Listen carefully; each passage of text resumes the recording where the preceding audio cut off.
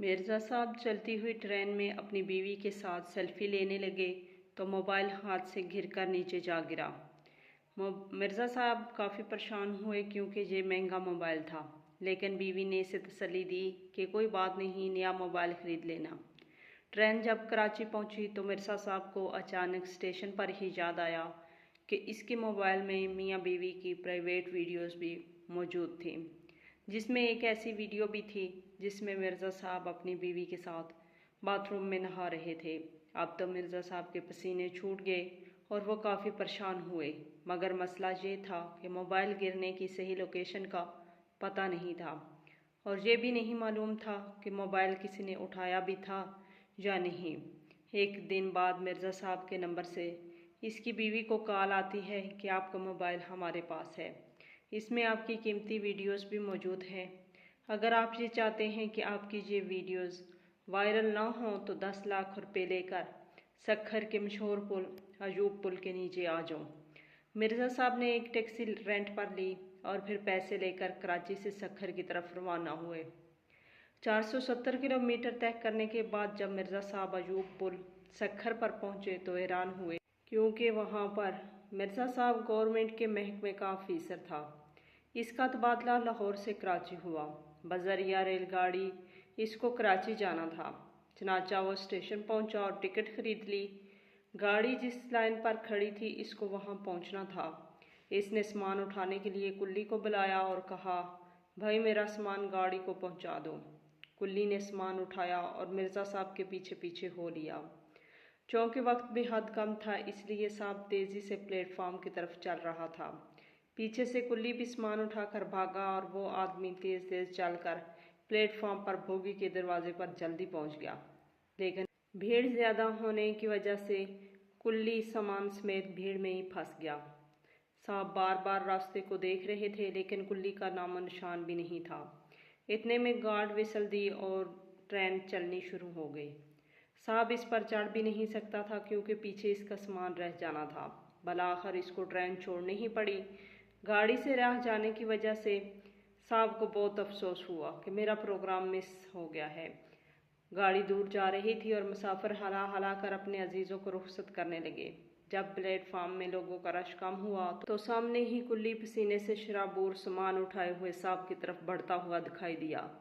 کلی قریب آیا تو اس کے چہرے پر افسوس اور شرمندگی کے واضح اظہار موجود تھے۔ صاحب مجھے معاف کر دیں، میں نے وقت پر پہنچنے کی بہت کوشش کی، لیکن بھیڑ زیادہ ہونے کی وجہ سے میں وقت پر نہیں پہنچ پایا۔ صاحب غصہ تو بہت تھے لیکن سوچا گاڑی تو ویسے بھی مس ہو گئی ہے، اب اگر میں کلی کا قتل بھی کر دوں تو بھی گاڑی نے آنا تو نہیں ہے، لہٰذا غصہ ہونے کا کوئی فائدہ نہیں، کوئی بات نہیں، اللہ کو ایسے ہی منظور تھا تو ایسا ہی ہونا تھا، اس کی مرضی کو کون ٹال سکتا ہے، چلو میں آج نہ صحیح کل چلا جاؤں گا۔ صاحب نے پیار سے مسکرا کر جواب دیا۔ جیسے ہی کلی نے یہ سنا تو اس کے چہرے پر خوشی دوڑ آئی اور سامان اٹھا کر کہا، لائیں میں آپ کا سامان اٹھا لیتا ہوں، یہاں قریب ہی ریسٹ ہاؤس ہے، وہاں لیے چلتا ہوں۔ کلی نے ریسٹ ہاؤس میں صاحب کا سامان رکھا اور باہر نکل آیا۔ کلی کو چونکہ علم تھا کہ صاحب نے کل پھر اسی اسٹیشن سے جانا ہے، لہٰذا وہ تمام رات اسٹیشن پر ہی رہا۔ اگلے دن صاحب مقررہ وقت سے پہلے ہی اسٹیشن پہنچا۔ سامنے ہی وہیں کلی کھڑا تھا۔ اس نے بھاگ کر گرم جوشی سے ہاتھ ہلایا جیسے کہ دونوں بہت ہی قریبی عزیز ہوں۔ سامان اٹھا کر کہا، صاحب آپ کی ایڈوانس بکنگ میں کر چکا ہوں، چلیں آئیں۔ کلی نے سامان سر پر رکھا اور دونوں پلیٹ فارم کی طرف جانے لگے۔ گاڑی کے پاس پہنچ کر صاحب نے بٹوے سے پیسے نکال کر کلی کو ادا کرنے چاہے تو کلی نے لینے سے انکار کر دیا۔ نہیں صاحب، میں پیسے نہیں لوں گا کیونکہ میری ہی غلطی کی وجہ سے آپ کی ٹرین مس ہوئی ہے۔ صاحب نے بڑی کوشش کی کہ وہ ٹرین کا کرایہ کم سے کم ادا کر دے، لیکن کلی کسی صورت نہ مانا۔ کلی نے صاف کہہ دیا کہ آپ مجھے پیسے نہ دیں گے تو میں زیادہ خوش رہوں گا۔ کلی نے اس کو گاڑی میں بٹھا دیا، پاس بیٹھا، گپ شپ لگائی، پھر باہر آ کر کھڑکی کھولی اور صاحب سے کھڑا وہیں باتیں کرنے لگا۔ کلی اس کو احسان مندانہ نظروں سے بار بار دیکھ رہا تھا۔ ٹرین آنے میں ابھی کافی وقت تھا تو مرزا صاحب نے کلی سے پوچھا کہ تم کب سے یہاں کام کر رہے ہو؟ تو کلی نے مرزا صاحب کو بتایا کہ میں پچھلے 20 سال سے ادھر ہی ہوں اور یہی کام کر رہا ہوں۔ مرزا صاحب نے کلی سے پوچھا کہ ان 20 سالوں میں کیا کوئی ایسا واقعہ جو تجھے آج تک نہ بھولا ہو؟ کلی نے مسکرا کر کہا، صاحب ویسے تو آج کا واقعہ بھی مجھے نہیں بھولے گا، کیونکہ آپ جیسے شفیق انسان میں نے کم ہی دیکھے ہیں۔ آپ کی جگہ اگر کوئی اور ہوتا تو مجھ پر غصہ ہوتا، شاید گالیاں نکالتا، اور میں گالیاں کھانے کا بھی عادی ہو چکا ہوں، کیونکہ زندگی میں مجھے کہیں ایسے مسافر سے واسطہ پڑا ہے جو بے صبرے ہوتے ہیں۔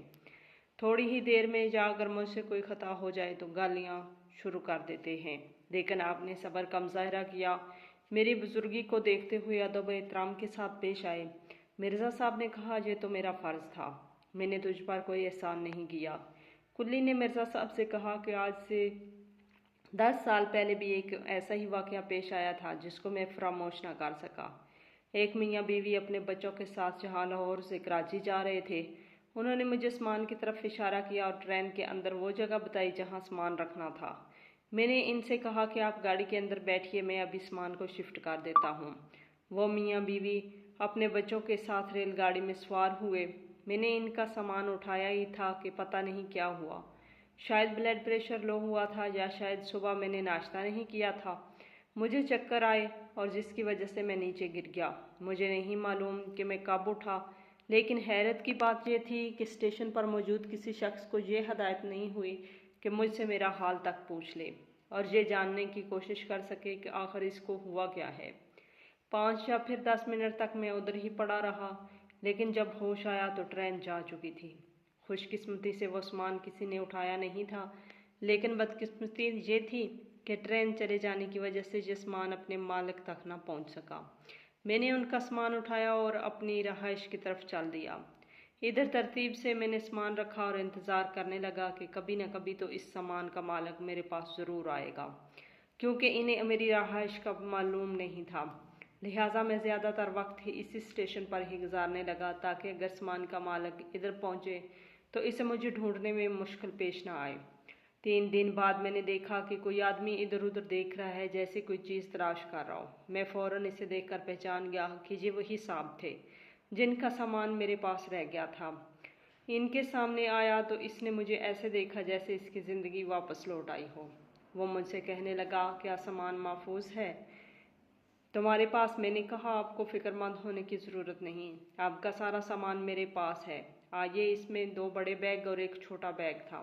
میں اسے اپنے ساتھ اپنی رہائش پر لے آیا۔ پھر وہ جلدی جلدی بیگ کھول کر دیکھنے لگا۔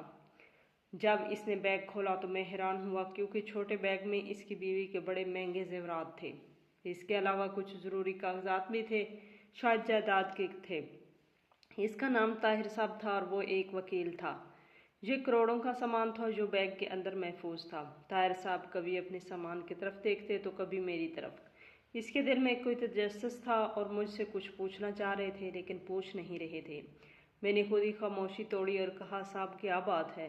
مجھے ایسا محسوس ہو رہا ہے کہ آپ کے دل میں کچھ بات ہے اور آپ کچھ کہنا چاہتے ہیں لیکن کہہ نہیں پا رہے ہیں۔ کیا بات ہے؟ آپ کھل کر بات کریں۔ تو صاحب نے کہا، کیا واقعی تم نے یہ بیگ نہیں کھولا یا کھولنے کی کوشش نہیں کی؟ میں نے کہا، نہیں صاحب، میرا کام صرف سامان کو ریل گاڑی میں شفٹ کرنا یا پھر ریل گاڑی سے سامان کو اتارنا ہے، اس کو کھول کے چیک کرنا نہیں۔ اس نے مجھے گلے سے لگا لیا اور جاتے وقت 20,000 روپے میرے ہاتھ میں پکڑا کر چلے گئے۔ میں نے بہت کوشش کی کہ وہ پیسے نہ لوں، لیکن اس نے مجھے مجبور کیا۔ وہ واقعہ مجھے آج تک نہیں بھول پایا۔ سامان مکمل طور پر مل جانے پہ جو خوشی اس کے چہرے پر دیکھی وہ مجھے آج تک یاد ہے۔ اس کے بعد کلی نے مرزا صاحب سے کہا، آپ کی زندگی میں کوئی ایسا واقعہ جو آپ بھول نہ پائے ہوں؟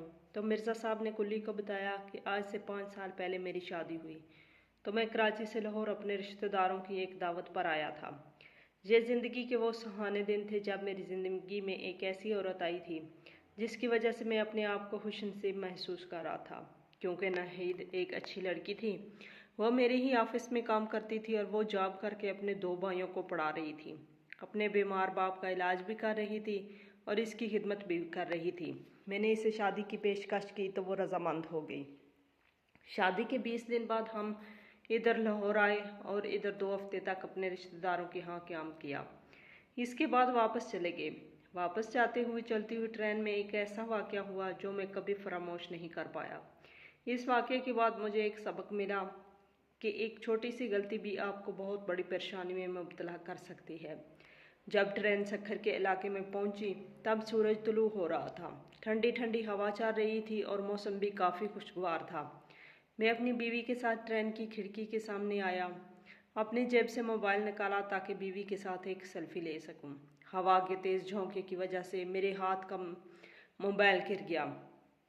मैं बहुत परेशान हुआ, मेरे चेहरे का रंग बदल गया क्योंकि ये काफ़ी महंगा मोबाइल था।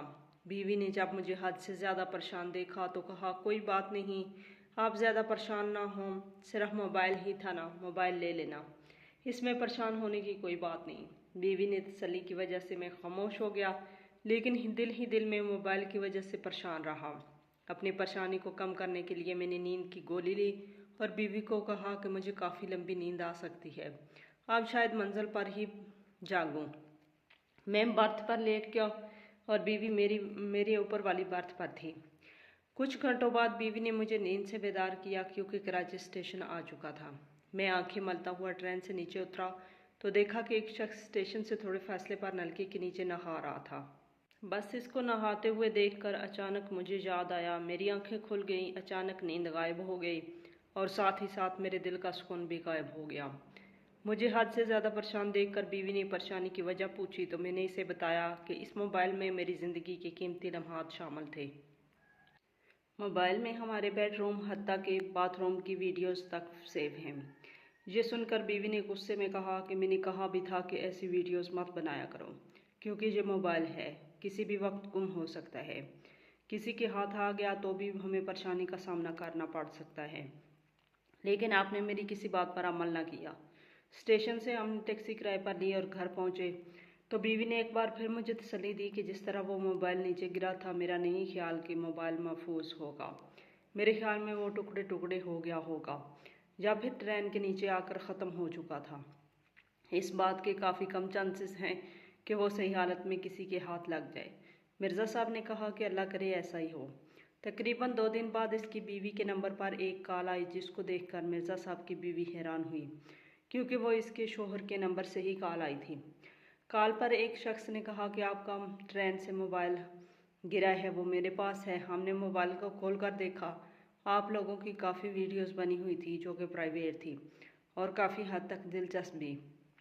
अगर आप चाहते हैं कि ये वीडियो इंटरनेट पर फ़रोख्त ना हो और वायरल ना हो, तब हमारे बताए हुए पते पर 10 लाख रुपए लेकर पहुंच जाएं। हम आपको 2 दिन का वक्त देते हैं। 2 दिन के अंदर अगर आप पैसे लेकर हमारे पास ना पहुंचे तो हम ये वीडियो फ़रोख्त कर देंगे और उम्मीद है कि 10 लाख से ज़्यादा रकम हमको फ़रोख्त करके ही कमा लेंगे। मिर्ज़ा साहब ने इस शख्स से कहा कि खुदारा आप ऐसा मत कीजिए, आपके बताए हुए एड्रेस पर आना चाहते हैं। इस शख्स ने कहा, सक्खर के मचोर पुल के नीचे आ जाना, मैं उधर ही आपका इंतज़ार करूँगा।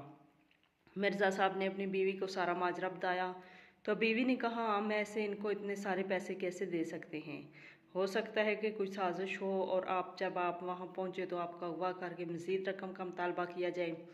मेरी माँ ने तो इंस्पेक्टर हमीद, जो कि आपका दोस्त है, इससे रब्ता करे, शायद इस मसले का बेहतरीन हल निकल आए। बीवी के मशवरे पर अमल करते हुए मिर्ज़ा साहब इंस्पेक्टर हमीद के पास पहुंचे और इसे सारा माजरा बताया। इंस्पेक्टर हमीद का एक दोस्त सक्खर में था। इसने अपने दोस्त इंस्पेक्टर से कहा कि आपके इलाके के एक शख्स जिसके हाथ में मेरे दोस्त का मोबाइल लगा है, अब वो इसे ब्लैकमेल कर रहा है। सक्खर के इंस्पेक्टर ने इसे तसल्ली दी और कहा कि आप अपने दोस्त से कहें कि वो सक्खर आ जाए, मगर किसी सूरत भी इसको पैसे नहीं देने, क्योंकि हम इसकी लोकेशन को ट्रेस करके इस शख्स को गिरफ्तार कर लेंगे। मिर्ज़ा साहब ने एक टैक्सी किराए पर ली और इसके साथ एक खाली बैग भी था। बैग में पैसे नहीं थे, ये एक दिखावा था जिसकी वजह से इस मुजरम को पकड़ना था। 470 किलोमीटर का फैसला तय करने के बाद मिर्ज़ा साहब जब इस सक्खर के पुल के नीचे पहुंचे तो वहां कोई मौजूद नहीं था। मिर्ज़ा साहब ने अपने इस मोबाइल नंबर पर इस शख्स से रब्ता किया कि मैं मुकर्रर वक्त पर इधर मौजूद हूँ, लेकिन आप अभी तक नहीं आए। बराए मेहरबानी आप मेरा मोबाइल लेकर इधर आ जाए और मुझसे पैसे वसूल कर लें। पुलिस इंस्पेक्टर अपने सिपाही लेकर इसकी घात में एक खुफिया मुकाम पर बैठा था ताकि वो शख्स जैसे ही मोबाइल लेकर पुल के नीचे आए तो इसको रंगे हाथों पकड़ लिया जाए। इस शख्स ने कहा कि मुझे इस बात का शक है कि आप उधर नहीं पहुंचे, लिहाजा वीडियो कॉल करके मेरे इस शख्स को दूर कीजिए और इस बात की तस्दीक करें कि मिर्ज़ा साहब ने वीडियो कॉल के ज़रिए इस बात की तस्दीक की। इस शख्स के कहने पर मिर्ज़ा साहब ने मोबाइल का कैमरा इधर उधर घुमाया और जब इसे यकीन हो गया कि मिर्ज़ा साहब पुल के नीचे आ चुके हैं, तब इस शख्स ने मिर्ज़ा साहब से कहा कि मैं किसी मजबूरी की वजह से आज इधर नहीं आ सकता, तुम शाम को फलां जगह आ जाना। शाम से पहले मिर्ज़ा साहब के नंबर पर एक कॉल आई कि ये कॉल एक नए नंबर से थी। आदमी ने मिर्ज़ा से दरख्वास्त की कि आप बगैर पुलिस की मदद से मुझसे मिलें। मैं इस पुल के नीचे आप ही की वजह से ना मिला क्योंकि मुझे मालूम हो चुका था कि आपके साथ पुलिस है। आप मेरा यकीन करें, मुझसे अकेले में मिले, मैं आपको आपका फ़ोन लौटा दूंगा और आपसे पैसे भी नहीं लूँगा। ये कहकर इसने फ़ोन बंद कर दिया। मिर्ज़ा साहब सोच में पड़ गए कि क्या मुझे अकेला जाना चाहिए या नहीं। काफ़ी देर सोचने के बाद मिर्ज़ा साहब एक बताए हुए मुकाम पर इस शख्स से मिले। इस शख्स ने मिर्ज़ा साहब का फ़ोन इनसे वापस किया और माफ़ी भी मांगी कि मेरा मकसद आपको परेशान करना नहीं था, ना ही आपकी वीडियोस का गलत इस्तेमाल करना चाह रहा था। दरअसल मेरा भाई शदीद बीमार था, डॉक्टरों ने इसका ऑपरेशन बताया था। 10 लाख रुपए में इसका ऑपरेशन होना था और मेरे पास पैसे नहीं थे। मैं रेलवे ट्रैक के पास से गुजरा तो मैंने देखा कि एक मोबाइल पड़ा है। मोबाइल को खोलकर चेक किया तो इसकी वीडियो मेरी नज़र में आई। एक लम्हे के लिए मुझे अंदाज़ा हो गया कि ये किसी मुसाफिर का मोबाइल है जो दौरान सफ़र गिर गया। फिर मैंने आपसे 10 लाख का मुतालबा किया कि शायद इस तरीके से मेरे भाई की जान बच जाए। आपको कॉल करने की कुछ ही देर बाद एक फ्लाई अदारे की तरफ से मेरे भाई का मुफ्त ऑपरेशन करने की पेशकश की गई। अब मेरा मसला हल हो चुका था। ये लीजिए आपका मोबाइल। मिर्ज़ा साहब ने इस शख्स का शुक्रिया अदा किया और इसके बाद अपने आप से वादा किया कि मोबाइल में कभी भी कोई ऐसी वीडियोस नहीं रखूँगा जिससे इसकी किसी फैमिली मेम्बर की इज्जत दाव पे लग जाए। इसके बाद इसने अपने मोबाइल में मौजूद तमाम वीडियोस को डिलीट किया और इसके साथ ही सादा सी तस्वीरों को भी डिलीट कर दिया। रेलगाड़ी पहुंच चुकी थी। कुल्ली ने इसको रेलगाड़ी में बिठाया। कुल्ली इसको एहसान मंदाना नज़रों से बार बार देख रहा था। इतने में गाड़ी स्टार्ट हुई तो वो गाड़ी के साथ साथ चलकर साहब से बातें करने लगा। ट्रेन की रफ्तार तेज़ हुई। अपनी जगह खड़ा होकर अलविदाई अंदाज में हाथ लहरा लहरा कर मिर्ज़ा साहब को रुखसत कर रहा था। साहब ने खिड़की से हाथ हिलाकर इसको अलविदा का जवाब दिया। इसको महसूस हुआ कि इस मोहब्बत मान और चाहत से किसी अपने ने भी इसको रुखसत नहीं किया था। ट्रेन चली गई तो कुल्ली ने सोचा सुबह का नाश्ता नहीं किया, नाश्ता ही कर लूँ। जेब में हाथ डालकर देखा तो जेब में कहीं नोट निकल आए। गिनने पर पता चला ये तो पूरे 3000 रुपये थे। इसने आसमान की तरफ देखा और साहब को दुआ दी और अल्लाह का शुक्र अदा किया। साहब ने उसको महसूस किए बिना ही 3000 रुपये इसकी जेब में डाल दिए थे। 20 साल बाद साहब ने अपनी डायरी निकाली और इसमें लिखा, इस कुल्ली की वजह से लेट होने का जो गम था वो तो रात ही को ख़त्म हो गया था, लेकिन इसकी मोहब्बत भरी नज़रें आज भी 20 साल गुजर जाने के बाद मेरे दिल में ठंडक पैदा करती हैं। मुझे ट्रेन लेट होने का गम और अफसोस नहीं, अफसोस इस बात का है कि एक मोहब्बत भरा इंसान मैं स्टेशन पर छोड़ आया।